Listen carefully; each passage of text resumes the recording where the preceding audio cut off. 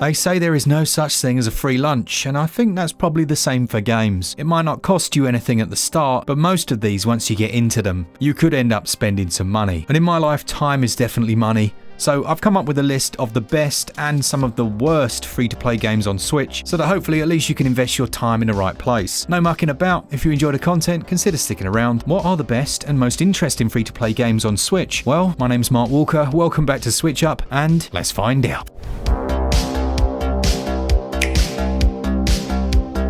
First up, I have to put one game that isn't actually out right this second as of the making of this video, but as this video is going to be around for quite some time, I'm going to have to stick it on there. Releasing in just around about 21 days, we have Fall Guys Ultimate Knockout. If you're as old as I am, you'll remember some of the classic TV shows. I think one of my favourite ones, which actually came a bit later, was Takeshi's Castle. This embodies that madness. 60 players online, all rushing to get towards the finish line. Nobody expected it to be as enjoyable as it is, and it really does embody what a good party game should be. Absolute chaotic fun.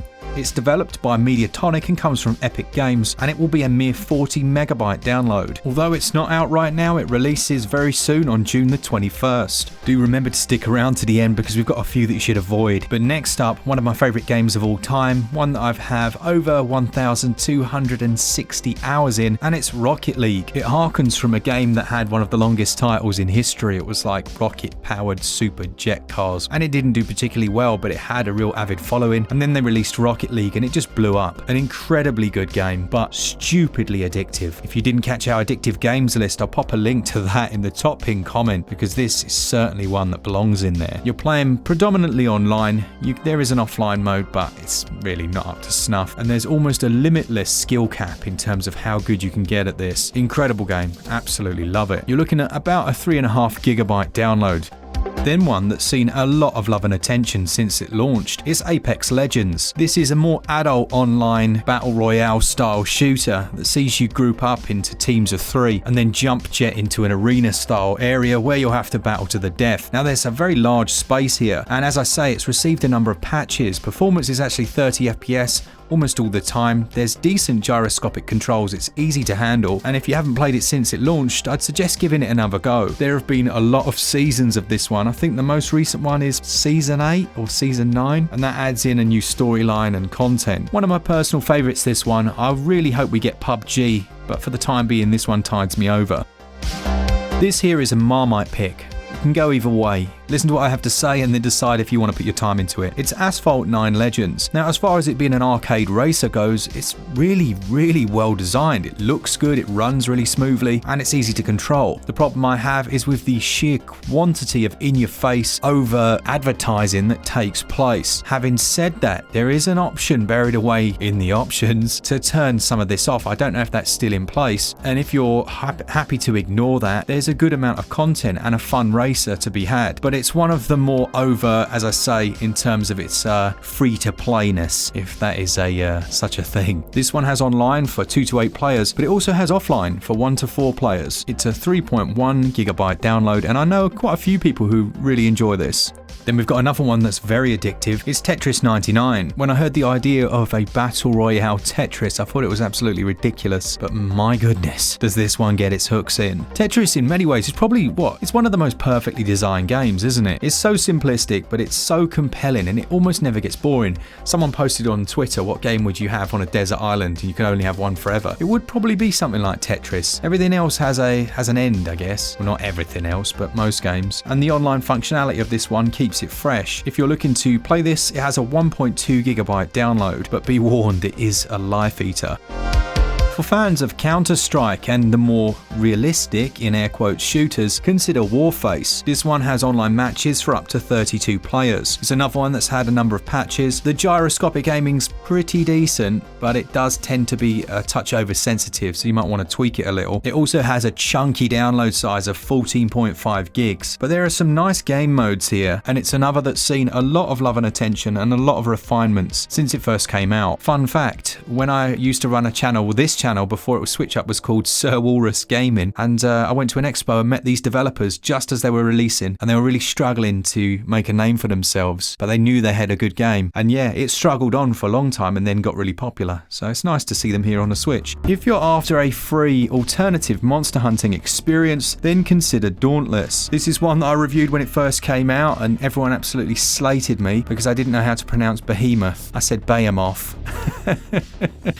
Ah, come on. But essentially, you'll be teaming up with friends, fighting these huge behemoths. It's very much like Monster Hunter. I really enjoyed it. The performance wasn't great. Again, it's seen loads of different patches since it launched. Loads of new content's been added. It is a bit of a time sink, but then so is Monster Hunter. And if you're after something similar, then consider this one. It has a lot of content there. There's constant progression based on your skill, which is the most important thing. There are a few time gates in there, but they're not that overt, and you can really enjoy this one without feeling like you're playing a free-to-play game. It's 6.9 gigs, and there's over 500 hours of content.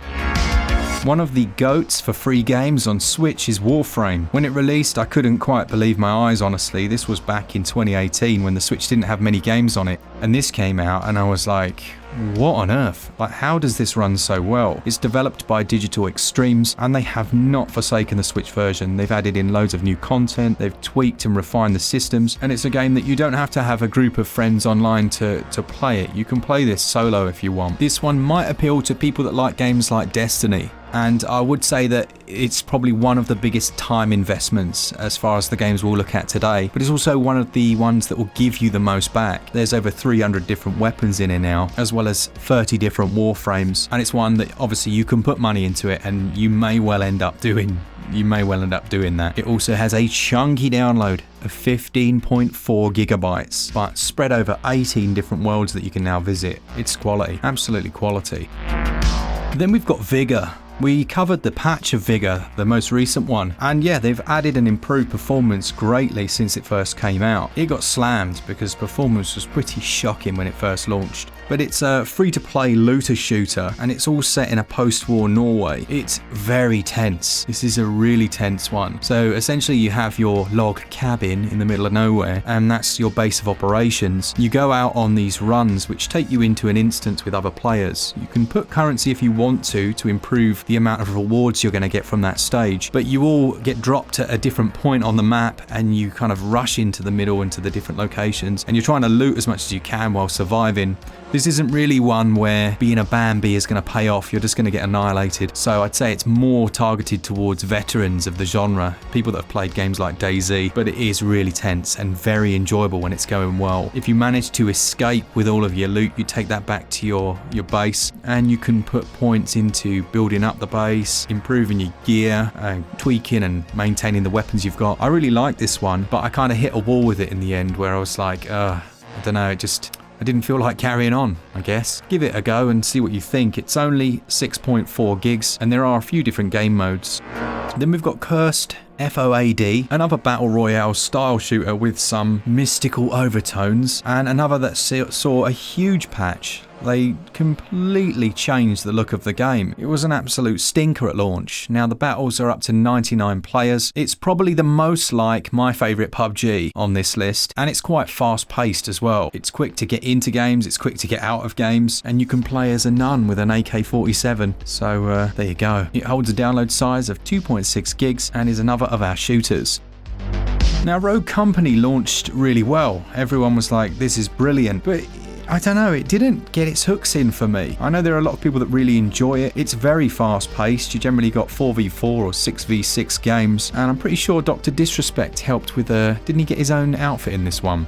But it comes from Hi-Res Studios, who have got a good pedigree, but it's a third-person shooter with first-person mechanics when you aim down the sights of your gun. It's quite an easy one to be good at, if that makes sense. Like, obviously you'll bump into a few players that will absolutely dominate you, but I found that it was okay as far as difficulty goes. That might be to do with the fact that the controls are actually really good. Now this one has a download of 10.1 gigs, so make sure you've got enough space. I'm going to put 3 games together now. They're almost alternatives for each other, you know. You could choose either of them. They're not exactly my cup of tea, but they have huge followings and they all cater to the same audience but slightly different. First up, you've got Fortnite. It needs no introduction. In fairness to the game on the Switch, it runs well enough, and if you're any good with the building mechanics, then yeah, you'll get along just fine. A nice alternative to this one would be Realm Royale. It has more of a superhero feel to it and you don't need to do any building. It's also quite easy to get into, and it's more to do with how good you are at aiming rather than having to worry too much about any other mechanics. And then finally, you've got Spellbreak. As the title suggests, this one focuses more on magic use, but it follows a very similar premise. You're facing off against up to 42 other players, and you hold a different magical ability in each hand, and then you have to use these in combination with other items in the world and just get good, really. All 3 of those aren't bad games,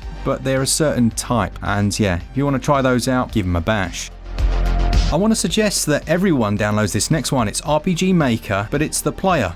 So it's completely free to download, and you can download full RPGs that people have created. There are some brilliant efforts on there now, with some that have even come with full release trailers and have like a 15 to 20 hour long storyline. The player is a 4.3 gigabyte download, but highly recommend. Really good. It's really nice to see what people have created on this since it launched. Paladins is still going strong on Switch since it launched back in 2018, and it's another one from Hi-Res Studios. This is as close to Team Fortress as you'll find on the Switch, and you have to really work as a team to do very well. There are a number of different champions, ranging from the more tanky to the speedy ones, and you can customize these and change them to suit your loadout.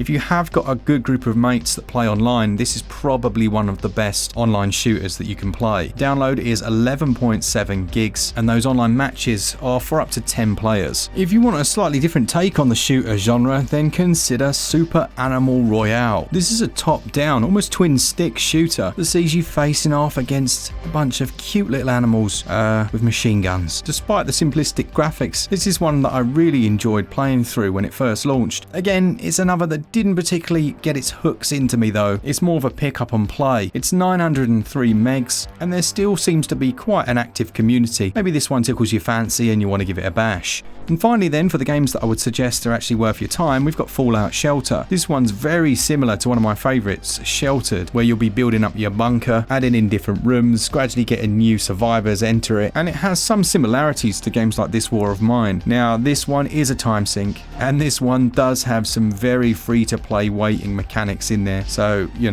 know that and kind of decide from there, do you want to go for it or just, it's a no from me, whatever. But there is some fun here. I did have a good time with it, but if you're after a paid game that's similar, then consider getting Sheltered. I really enjoyed that. Just briefly then, let's talk about a few games that maybe you want to avoid. First up, Chocobo GP. I had such high hopes for it, but it ended up being just a free-to-play disaster. I just don't think it's worth your time, honestly. And yes, they listened to feedback and they tried to make certain things more accessible, and not for me. And you've got Ninjala, which I'm amazed is still even going, honestly. I just didn't find the mechanics that fun. It looked to kind of have the Splatoon vibe to it, but it just didn't click with me at all. Maybe maybe it's gotten much better since it launched, but nah. And Pokemon Quest, yes, it's like a hardcore substance, this one, but really, in terms of what you're actually doing, it's just a loop. It's just a grindy loop. And I don't recommend it. Not for me, I'm afraid. There are many, many, many more free-to-play games, but I haven't played them, so I'm not going to talk about them. These are the ones that I've played that maybe I think are worth considering. Let me know in the comments if there are others that you've played that you think other people might want to check out. And as always, just a big thanks for enjoying the channel. Thanks to our patrons, you guys are amazing. And for all things Switch, all the time, keep it Switch up. Cheers, guys. See ya!